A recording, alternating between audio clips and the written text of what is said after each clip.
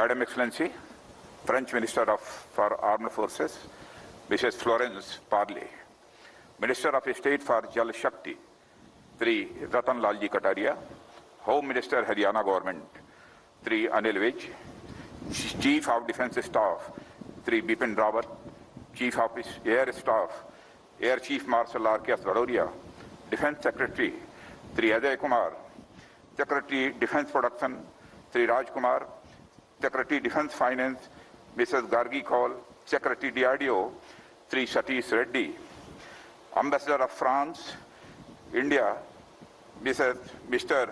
Emmanuel, French Vice Chief of Air Force, Air General ERC, Atule, Special Secretary and DG Acquisition, Sri Apurva Chandra, Air Chief Marshal B.S. Dhanova, retired, distinguished members of the French delegation, senior officers of Armed Forces of India and France, Indian and French friends from media.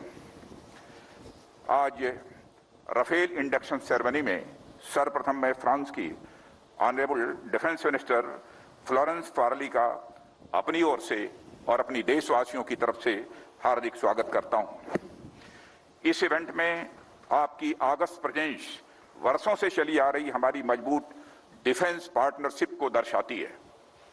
Indian air force में अत्याधुनिक combat aircraft Rafale के induction के अवसर पर आप सभी के बीच आकर मुझे बेहद खुशी हो रही है। एयरफोर्स में राफेल का शामिल होना एक महत्वपूर्ण एवं ऐतिहासिक क्षण है और हम सब देशवासियों के लिए इस ऐतिहासिक पल का गवाह बनना एक गौरव का विषय है। इस अवसर पर मैं हमारी आर्म्ड फोर्सेस सहित समस्त देशवासियों को हार्दिक बधाई और शुभकामनाएं देता हूं। साथियों, राफेल का इंडियन एयरफोर्स के बेड़े में शामिल होना भारत और फ्रांस के बीच के प्रगाढ़ संबंधों को भी यह दर्शाता है। भारत और फ्रांस लंबे समय से आर्थिक, सांस्कृतिक और राजनीतिक रणनीतिक या साझेदार रहे हैं। मजबूत लोकतंत्र के प्रति हमारी आस्था और संपूर्ण विश्व में शांति की कामना हमारे आपसी संबंधों के आधार हैं। आज दुनिया में सुरक्षा के साथ साथ इकोनॉमिक और जियो स्ट्रेटेजिक मुद्दे नए नए रूप में हमारे सामने आ रहे हैं। इनका लगातार सामना करते हुए हम दो बड़े लोकतंत्र, एक अस्थायी, सक्रिय और फ्यूचर ओरिएंटेड संबंध बनाने और बढ़ाने में यह कामयाब रहे हैं। हमने न सिर्फ एक दूसरे की जरूरतों और चुनौतियों को गहराई से समझा है, बल्कि उनसे पार पाने की दिशा में कदम से कदम मिलाकर हम आगे बढ़ रहे हैं।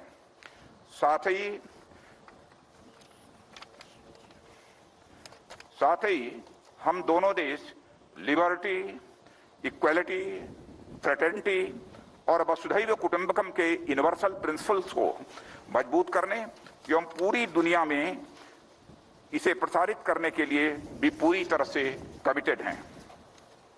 साथियों, भारत और फ्रांस के बीच एक स्पेशल स्ट्रेटेजिक पार्टनरशिप है जो समय के साथ लगातार मजबूत हो रही है। भारत की स्वाधीनता के बाद हमारे देश और फ्रांस के बीच वाइब्रेंट डिफेंस कोऑपरेशन डेवलप हुआ है। आपसी रक्षा सहयोग से हमारी एयरफोर्स ने फ्रेंच फाइटर एयरक्राफ्ट से अपने आप को न सिर्फ इक्विप किया है, बल्कि अनेक मिशंस को सफलतापूर्वक अंजाम भी दिया है। 1965 के वार में पाकिस्तान के खिलाफ हमारी विजय इस बात की गवाह है।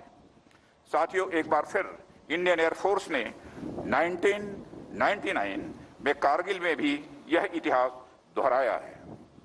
साथियों, हमारे मित्र देश फ्रांस के साथ राफेल डील भारत की नेशनल सिक्योरिटी में एक गेम चेंजर है। इसका लॉन्ग रेंज ऑपरेशन, अपने वजन के बराबर आर्मामेंट और एडिशनल फ्यूल कैरी करने की कैपेसिटी, शॉर्ट लैंडिंग ग्राउंड से ऑपरेट करने की एबिलिटी, हाई स्पीड जैसी खूबियां इसे दुनिया के बेस्ट एयरक्राफ्ट में से एक बनाती हैं। अपनी मल्टी रोल कैपेबिलिटीज के साथ यह दुश्मनों के खिलाफ अचूक कार्रवाई करने में भी पूरी तरह से सक्षम है। मुझे आशा ही नहीं, पूर्ण विश्वास है कि हमारी एयरफोर्स ने राफेल इंडक्शन के साथ जो कैपेबिलिटीज और टेक्नोलॉजिकल एज एक्वायर की है, वे इंडियन एयरफोर्स की कैपेबिलिटीज को रिवर्सलाइज करेंगी। साथियों, आज इनका इंडक्शन पूरी दुनिया, खासकर हमारी संप्रभुता की ओर उठी निगाहों के लिए एक बड़ा और कड़ा संदेश है। हमारी सीमाओं पर जिस तरह का माहौल हाल के दिनों में बना है, या मैं सीधा कहूं कि बनाया गया है, उनके लिहाज से यह इंडक्शन बहुत ही अहम है। यह अपनी सीमाई सुरक्षा और क्षेत्रीय अखंडता को बनाए रखने के लिए सरकार की कमिटमेंट का भी एक बड़ा उदाहरण प्रस्तुत करता है। हम ये अच्छी तरह समझते हैं कि बदलते समय के साथ हमें स्वयं को भी तैयार रहना होगा। मुझे यह कहते हुए गर्व होता है कि हमारी नेशनल सिक्योरिटी माननीय प्रधानमंत्री श्री नरेंद्र मोदी जी की बड़ी प्राथमिकता रही है। जिस ताकत को आज हम अपनी आंखों से देख पा रहे हैं, उसे पाने की राह में अनेक अड़चनें भी आईं, परंतु माननीय प्रधानमंत्री जी की मजबूत इच्छा शक्ति के सामने वे सभी नष्ट नाबूद होती गई और हमारा मार्ग प्रशस्त होता चला गया। यह उन्हीं की दूरदर्शी दृष्टि का परिणाम है, जिसे हम आज फलीभूत होते हुए अपनी आंखों से देख रहे हैं। साथियों, हमारी रिस्पांसिबिलिटीज केवल अपनी टेरिटोरियल बाउंड्रीज तक ही सीमित नहीं है। हम इंडो पैसिफिक रीजन और इंडियन ओशन रीजन में भी लगातार एक जिम्मेदार देश के रूप में विश्व शांति एवं अंतर्राष्ट्रीय कम्युनिटी के साथ परस्पर सहयोग के लिए पूरी तरह से कमिटेड हैं। हमारी भूमिका इन क्षेत्रों में लगातार बढ़ रही है और इसकी सराहना भी हो रही है।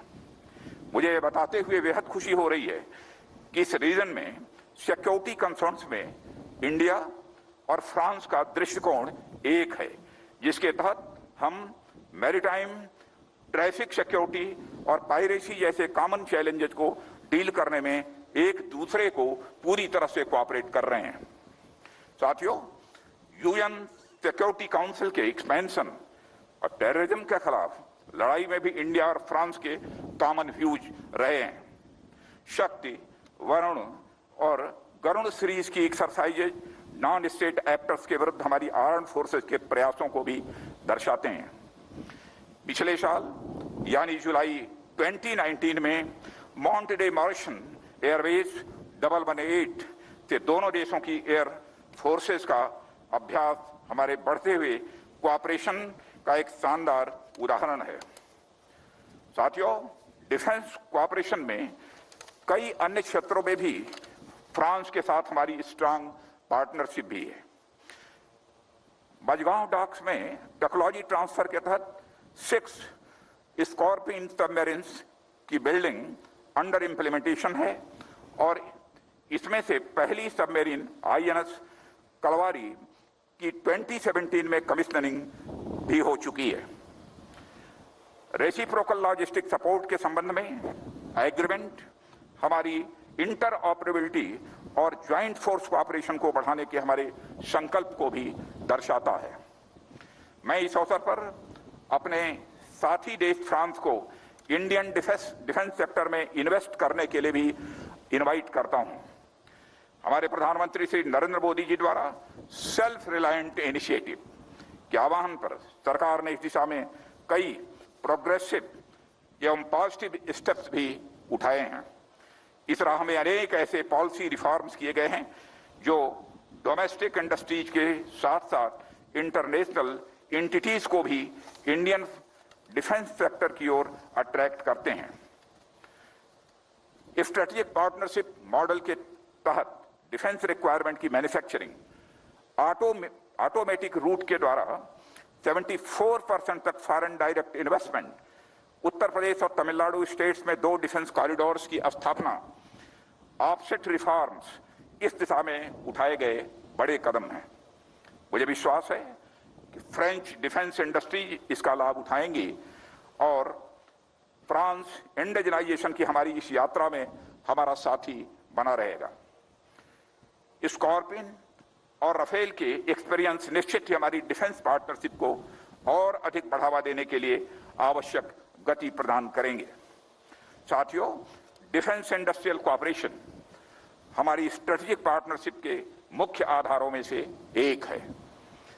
हमारी रिलेशनशिप ने कोऑपरेशन के एक नए आयाम हासिल किए हैं।